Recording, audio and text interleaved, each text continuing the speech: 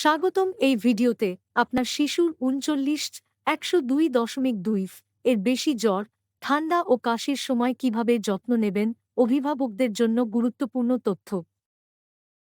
আপনার শিশুর 39 এর বেশি জ্বর থাকায় ডাক্তার এই ভিডিওটি সুপারিশ করেছেন। এতে দেখানো হবে কিভাবে উপসর্গগুলো সামলাতে হবে এবং কবে ডাক্তার দেখানো দরকার। জ্বর শরীরের রোগ প্রতিরোধের অংশ, কিন্তু যখন এটি 39 ছাড়িয়ে যায় তখন তা আরও গুরুতর সংক্রমণের লক্ষণ হতে পারে।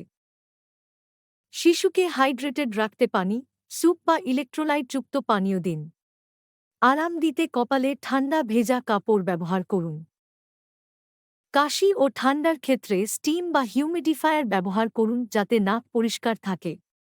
1 বছরের বেশি শিশুকে 1 চামচ মধু দিলে কাশিতে আরাম পেতে পারে।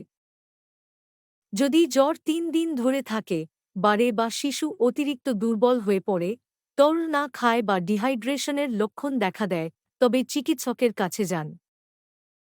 সংক্ষেপে বললে, শিশুর জ্বর দেখুন, তাকে হাইড্রেটেড রাখুন এবং যদি উপসর্গ থেকে যায় বা বাড়ে, তাহলে চিকিৎসকের পরামর্শ নিন।